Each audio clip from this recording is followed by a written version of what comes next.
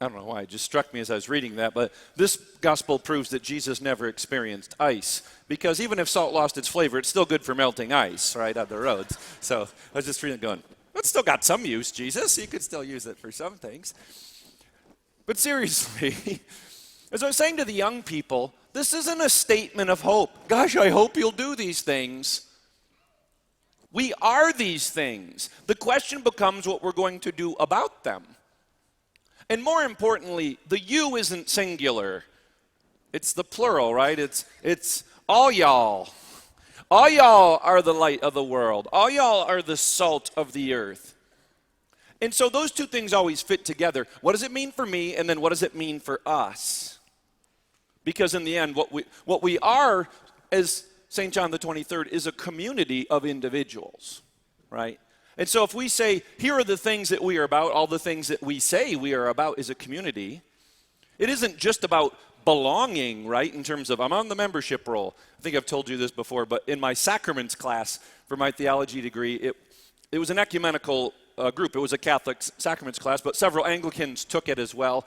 And one day the teacher said, you know, if a mouse swam through the baptismal font, are they indeed baptized now? And this woman, she was a tad bit cynical, and she said, that depends. Does the mouse have envelopes? As if that was the defining characteristic. And so we know what brings us together. What unites us isn't our envelopes, isn't the building fund, isn't the capital campaign of the diocese. Those are all external things. The reality, though, is what we say is important in how we live our faith together. That's what's important. As I said, this isn't a hopeful expectation on Jesus' part. He's laying it out as this is who we are. And I think the salt is the more tricky one. I've been thinking about it a lot for a couple of reasons.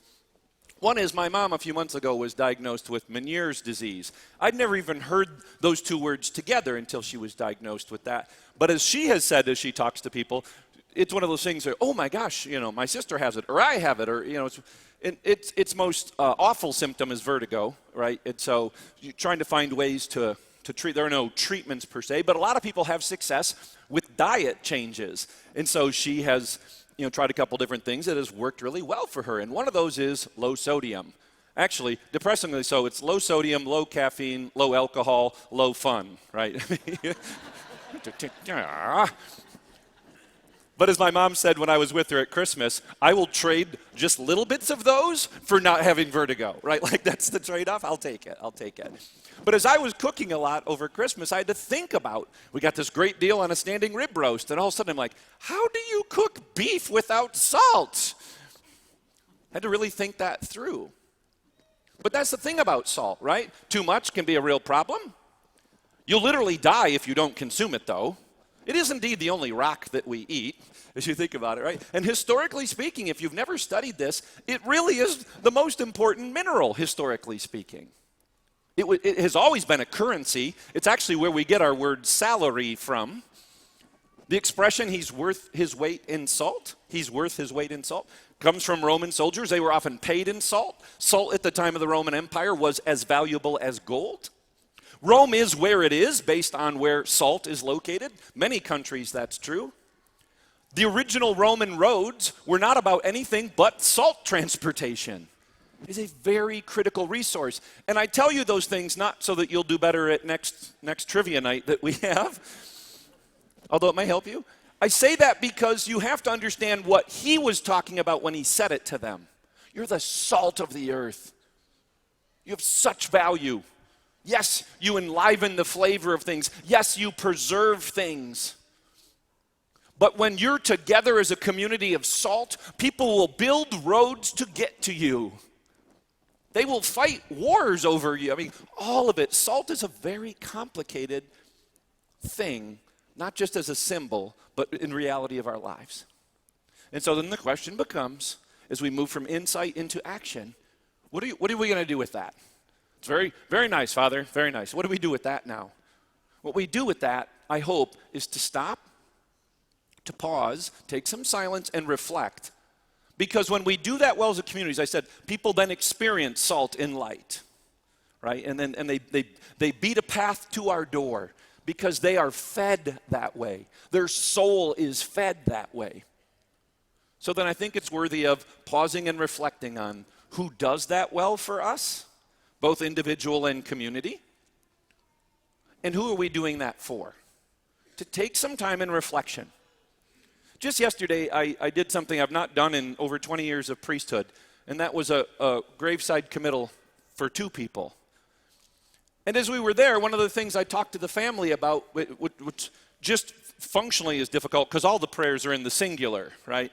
And so you got to be thinking about plural pronouns and doubling these things up. And I've never done this before. And both, God bless, had lived long lives. It was one of those sort of more reflection on the beauty of their life. But that was the thing I asked them to think about more than anything, wasn't the loss, but the gratitude. And how often that's the only time we pause to be really grateful for people doing our lives is when we're kind of forced to, when all of a sudden they're gone. And we go, oh my gosh, they did so much for me in little ways, right? The kindness, the prayers, the little things that have eternal consequences and ramifications. I won't go into huge detail, but I remember once, I've been ordained a few years, and I was burned out. I had kind of just thrown myself at ministry full bore and really was not pausing and reflecting and taking time to really be present to God. I was just working for Jesus, right? I was just working for him, and many of us have experienced that. The church, by the way, I always say this when people come to work in any ministry I'm a part of, be careful. The church will suck the marrow from your bones if you let her. She will. And she means nothing bad by it, but it will happen. So you have to protect yourself from that because the needs are many. But anyway, this particular summer, I had just come out of the end of the school year, and I was exhausted, and I was a little bitter, and I was a little glass half empty and cracked on the side. And I had to do all these Catholic art work camps, 5 of them in a row. And I remember going into that summer I remember just praying and saying, I got nothing. I got nothing, Jesus. This is going to have to be all you because I am exhausted. I'm a little bitter. All this stuff. I was not in a good space. But I remember at the end of that summer, and every day I would get up and pray that. The cup is empty, Jesus. It's got to be you. Which is interesting, right? It should always be him, shouldn't it? Right? It should always be him. But at the end of that summer, I got a note from a young woman on staff whom I had just one interaction with through the whole summer. And there was just one thing that I had done in that week I was with her in Nashville that had a huge impact on her. And I remember reading it in September and getting really emotional. I just sat there and sobbed thinking, well, I know that was Jesus because it wasn't Geoff. Jeff's cup was empty. But I love that she not only had that experience, something that was very small for her, but that had this huge impact on her life, but that she also then shared it. Because it affirmed for me and confirmed for me, it's never just about Geoff. There's a unique way that my cup, or I always prefer the image of the instrument I used last week, right? There's a unique way that the breath of God is played through the instrument of me, as it is through each and every one of you. But what's important is the musician, the breath of God that is played through us. And so as we think about salt and light, as we think about salt in particular, who is salt for us? Who are we salt for? And as we stop to reflect on that and be people of gratitude, I hope it calls us to be more and more those things for others, particularly when we don't feel it. Particularly when we're not feeling like doing it. Kind of back to what I said to the little kids. Sometimes we volunteer for things. Sometimes we're voluntold to do them. Sometimes someone else volunteers us. What'd you sign us up for? Either way, brothers and sisters, the work of God is eternal. Our efforts to share those things with people have eternal ramifications even when we're not feeling it. And so let us take a moment to think about that. Think about those people who have loved us with their salt and their light. We know our parents, how often they did and do things for us when they're tired, when they don't feel it, because they know it's the right thing. And as we continue to try to build our own community here at St. John's, as we try to build our community in our larger sort of geographic community, as we think of all the efforts in the church to bring about justice and peace and goodness for each other, kindness and love and mercy, it all starts with salt. It all starts with light. We have to have it. We need it to not just survive, but to thrive. So let us start conditioning ourselves to think a little bit each and every day, a prayerful moment. Who's feeding me? Who's shining that warm light on me?